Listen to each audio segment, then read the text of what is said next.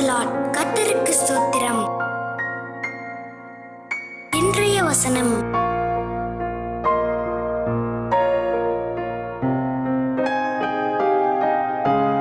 ரோமர் 13:1-3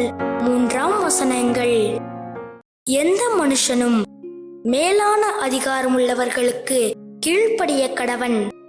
ஏனென்றால் தேவனாலே அன்றி ஒரு அதிகாரமும் இல்லை. உண்டாயிருக்கிற அதிகாரங்கள் தேவனாலே நியமிக்கப்பட்டிருக்கிறது.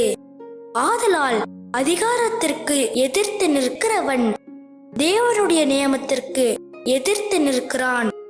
அப்படி எதிர்த்து நிற்கிறவர்கள் தங்களுக்கு தாங்களே ஆக்கினையை வருவித்துக் கொள்ளுகிறார்கள். மேலும் அதிகாரிகள் நற்கிரியைகளுக்கல்ல துர்க்கிரியைகளுக்கே பயங்கரமாயிருக்கிறார்கள்.